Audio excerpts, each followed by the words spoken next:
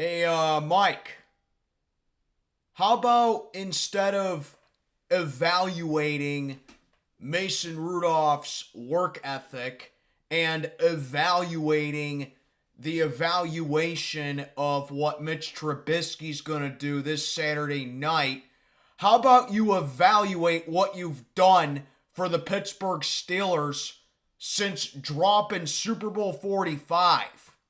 Because as a head coach, it's no secret, it's no wonder that this guy has only won a playoff game for the Pittsburgh Steelers in 4 of the 17 seasons that he's been here. Not even 25% of the time the Pittsburgh Steelers have had a season where they've won a playoff game under Mike Tomlin.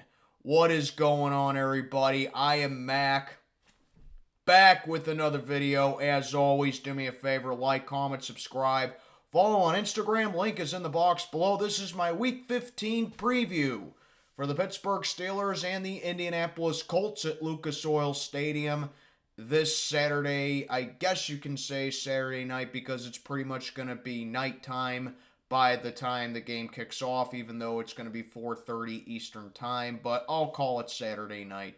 Call it whatever you want. But what you can't call at this point is the Pittsburgh Steelers a playoff team. You can't call them that.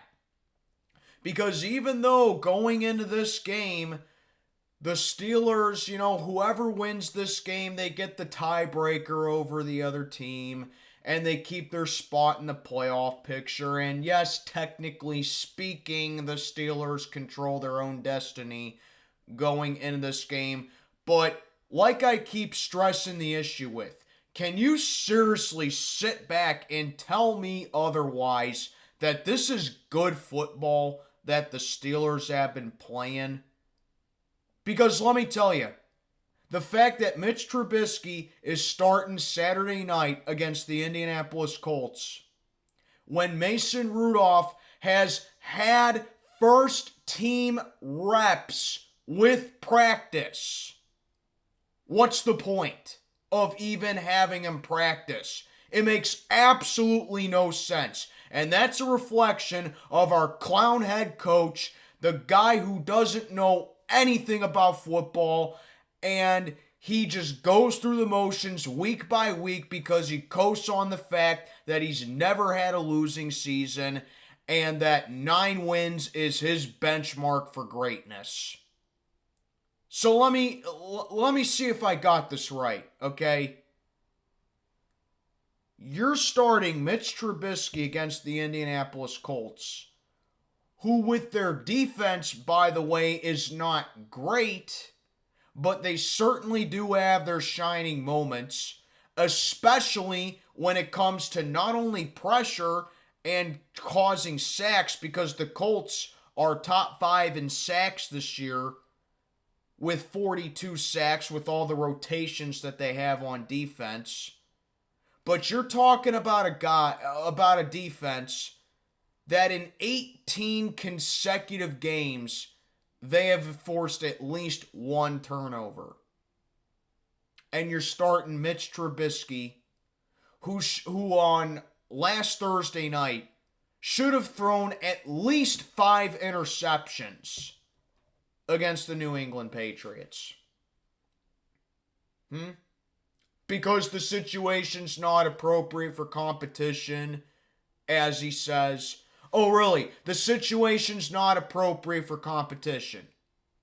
When your backup quarterback is constantly squandering drives, is constantly struggling with playing it safe, constantly missing reads, constantly missing guys wide open across the field like he did to George Pickens last Thursday, back right corner of the end zone on that 4th and 2 play. And he's constantly playing it way too safe. And you're not even going to attempt to see what you have with Mason Rudolph. Not only is that not fair to Mason Rudolph, because he's never truly had his chance to show us what he has, And I don't count 2019 because Big Ben, we all know, Big Ben doesn't get hurt in 2019. He doesn't need that surgery that takes him out for the rest of the season in 2019. Mason Rudolph doesn't even become an afterthought for 2019. Yins guys all know that. So not only is it not fair to Mason Rudolph, but Mike Tomlin just continues to sit back and just observe overall just really poor play that the Pittsburgh Steelers have been showcasing over the course of practically the entire season. I mean, after all, Mason Cole is still going to be at center. You know, the guy that can't even snap the ball well now. The guy that set up a James Conner touchdown the other week against the Arizona Cardinals. I mean, seriously, what does Tomlin have against Mason Rudolph? Is it like a big ego check if he starts Mason Rudolph that it's going to make Mike Tomlin look bad? I mean, what's the deal? Because let me tell you, look at the Indianapolis Colts.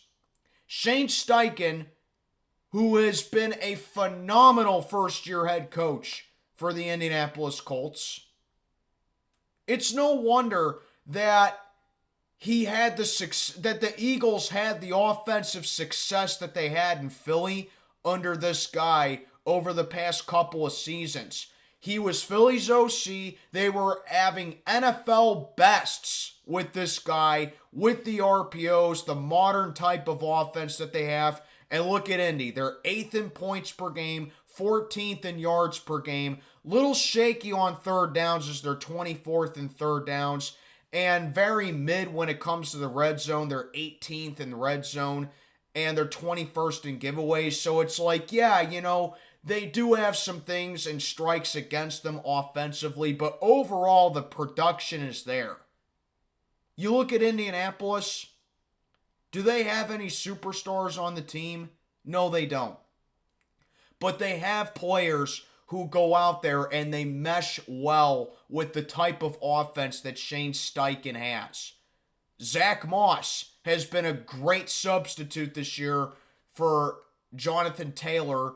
His status is unknown for this game, but Zach Moss, the Colts fans and the team itself has a lot of confidence with Zach Moss running the ball because he's been lighting it up. The offensive line has really stood up for him during that stretch as well. They don't have a true number one, but Michael Pittman's closing in on 1,000 yards receiving, which he's going to do this Saturday night. We all know it. He needs like 15 yards to get 1,000 yards. Allen Pierce has stepped things up. And then, of course, you got guys like DeForest Buckner, you know, who's made an immediate impact with the Colts. They did lose Shaq Leonard a couple weeks ago, but Zaire Franklin has done a magnificent job with filling in, and I think he's actually the league leader in tackles.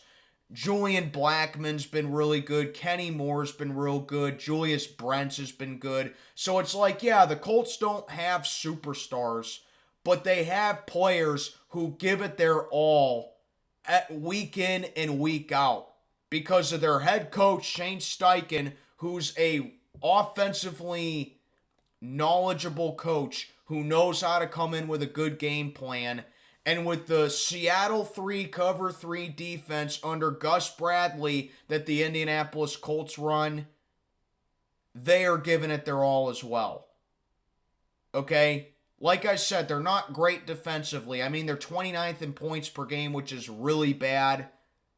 But I'm giving them the benefit of the doubt of it. They have a lot of underdeveloped players. Okay?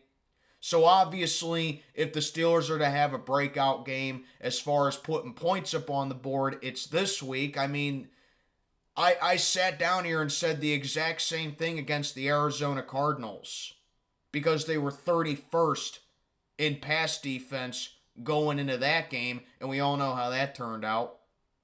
But hey, Indianapolis is 29th in points per game when it comes to their defense.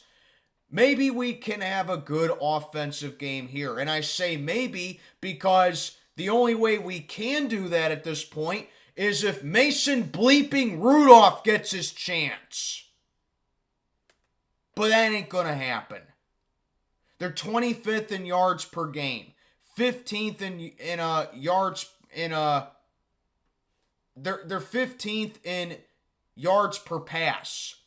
13th on third downs, 17th in the red zone, and they're top 10 in takeaways with ninth in takeaways. So with all that being said about Indianapolis's defense, why is Mitch still starting?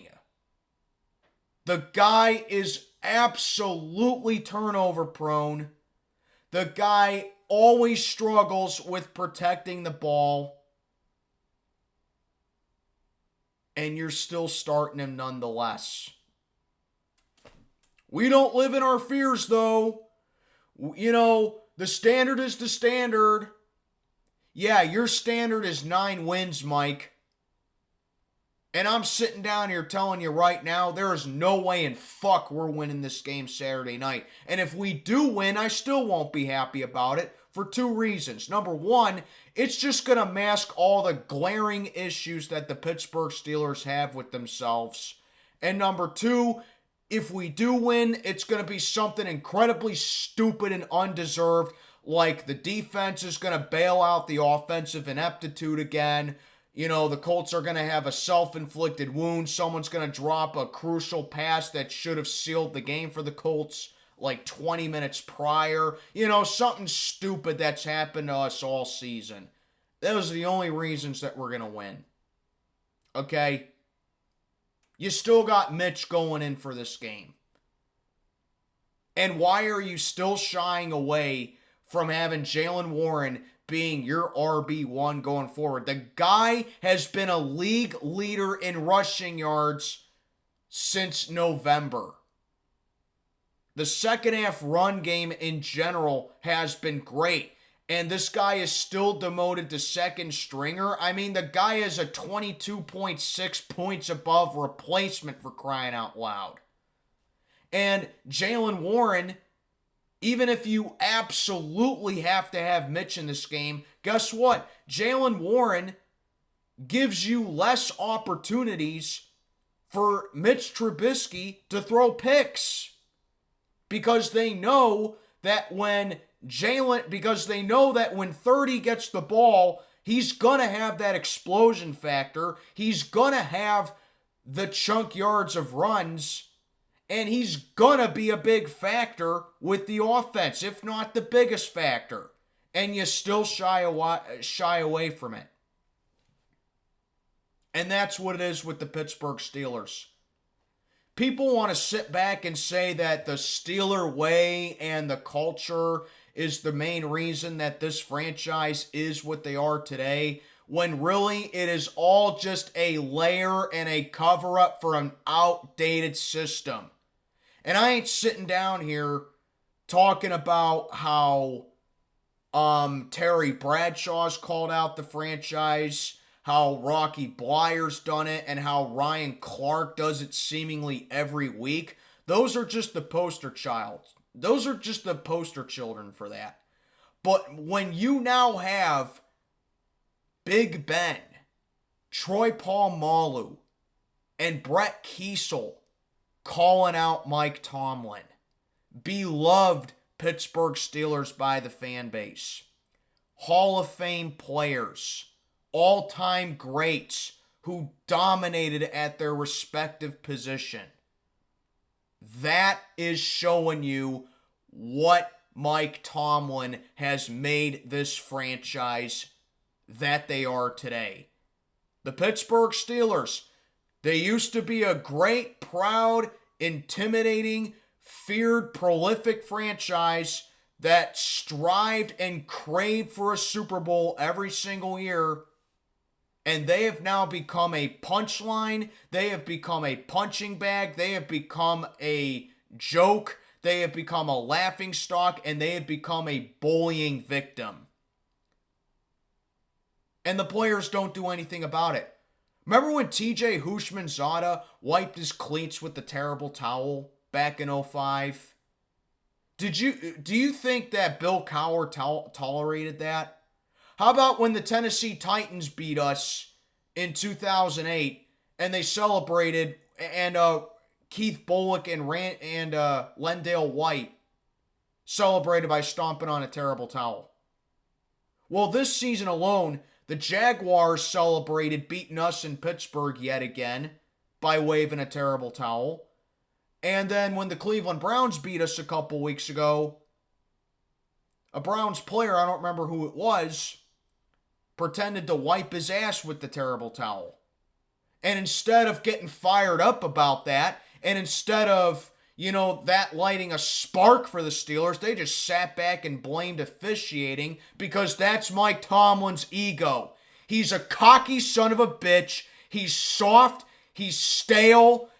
And he has a massive ego check because he has so much power within this coaching staff and refuses to make a change. I mean, sure, is Gardner Minshew a superstar in this league? No, he's not. But he's a capable backup, and he's a guy that when he's on his A game, he's on his A game. He's got good size. He's got the experience to be a starter.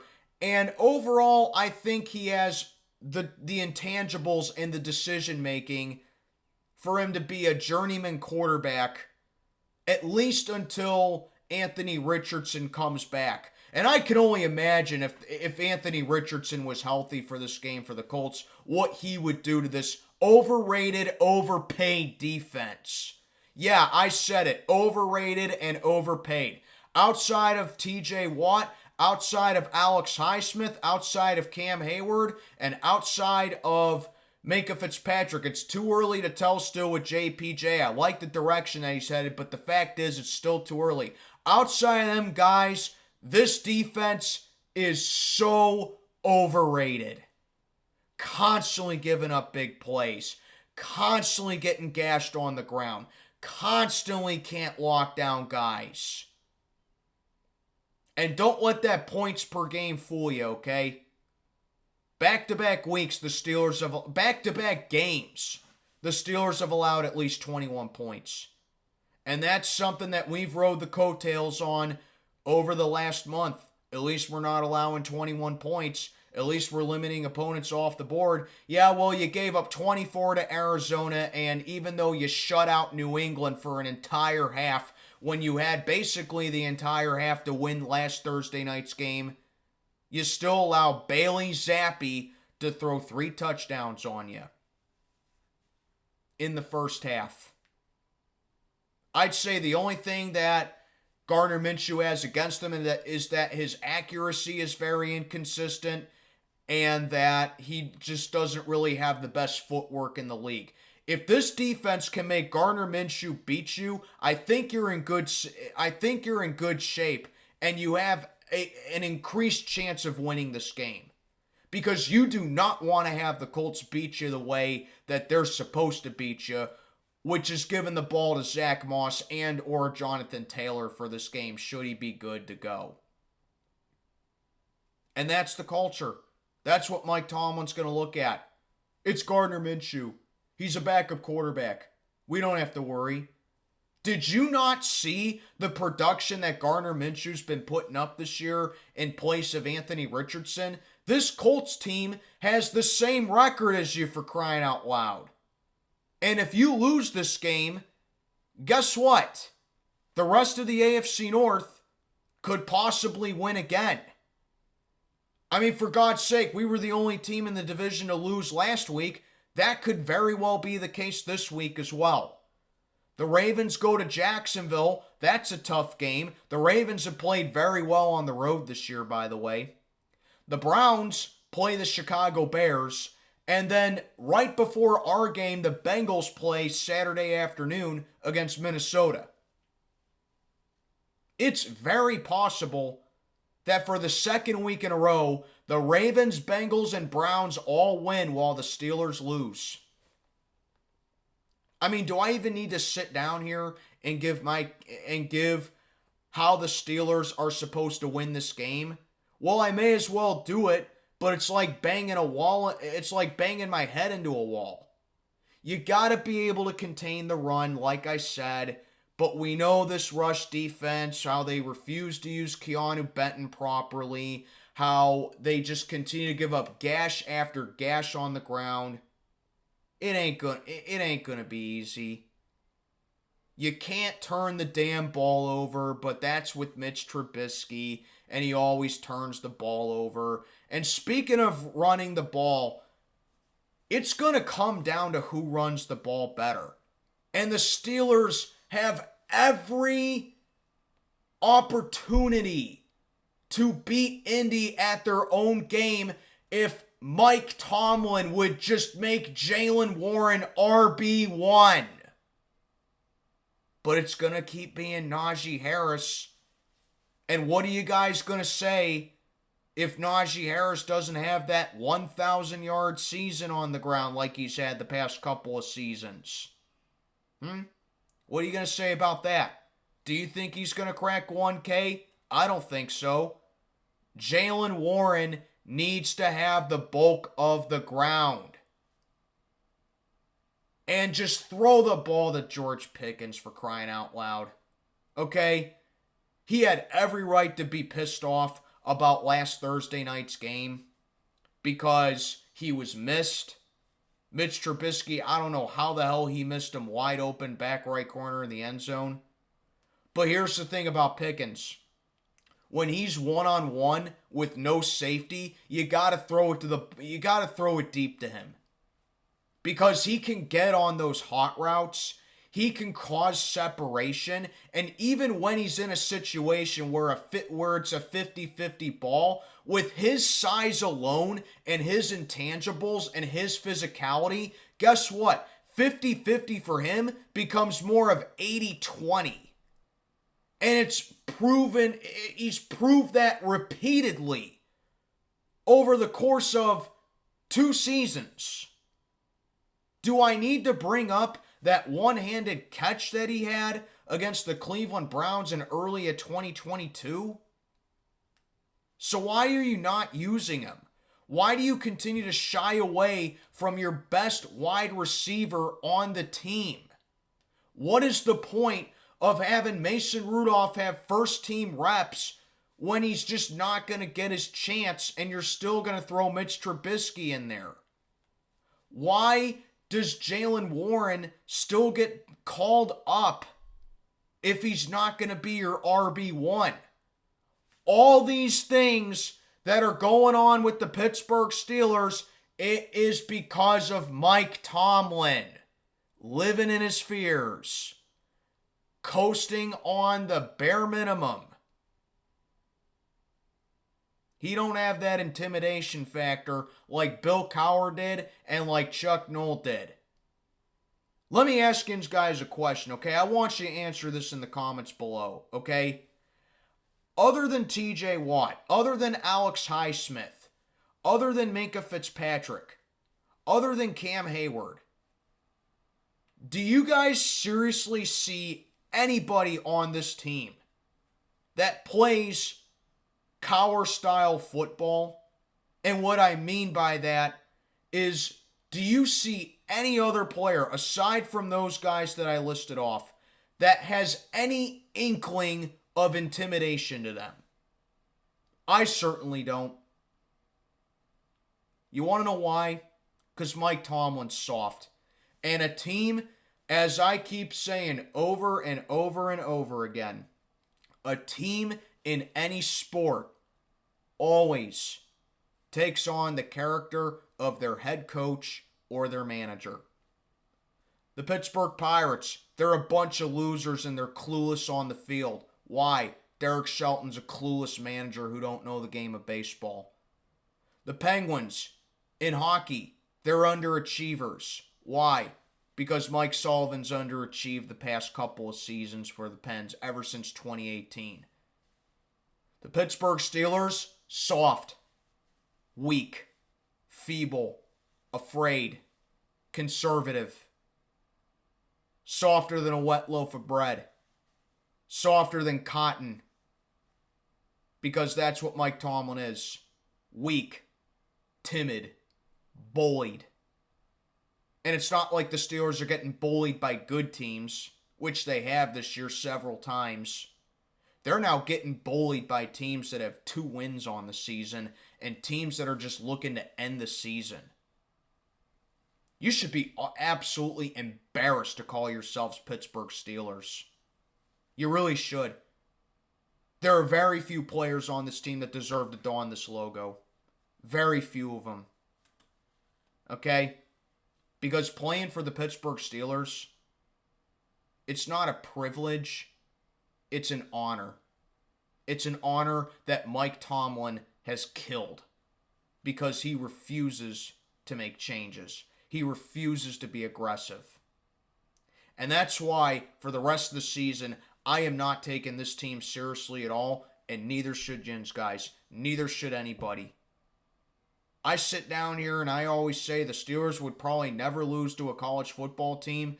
At this point, I seriously do think that, you know what, the Steelers probably would be able to beat a college team at least. It's pathetic I even have to think about saying that, okay? The Steelers would be able to beat a college team, but I really do think the Steelers would have a hard time winning the game. I really do think that. So, that's pretty much your matchup right there. Colts, Steelers. I know that we own the Colts all time. We're 27-6 all time against these guys. We've been playing the Colts since 1953, and we're 27-6 against them. Okay? So I know history's on our side. But like I said, you can't ride on the coattails that you're the Pittsburgh Steelers and you're this untouchable franchise because it doesn't fly in today's league. Anyone who says that we're better than the Colts, you are either lying or you are not watching this team play. And you do not know the kind of coach that Mike Tomlin is just because he has a great record of not having a losing season. Hey, he may not even get 9 wins this season. He really might not. Because I don't think we win this game. I don't think we beat the Bengals next week. I don't think we beat the Seahawks the week after that, even though Seattle's been on a massive slump. Their offense can definitely carve up our defense. And I especially don't think we're going into Baltimore week 18 and beating the Ravens. Because there's literally no doubt in my mind that they're going to be duking it out for the number 1 seed. Or to at least clinch it. Because they have the number 1 seed right now. It really is sad. And it really is pathetic what this franchise has become. These are not the Pittsburgh Steelers that I grew up watching. Certainly not the Pittsburgh Steelers that took the field and scared everyone shitless when I first became a fan. All I see are a collection of divas, a collection of guys who half-ass it, led by a guy who half-asses his job, and that starts with Mike Tomlin. But let me know what Jins think down in the comments below. I am Mac, checking on out for the day. Have a good one, everybody.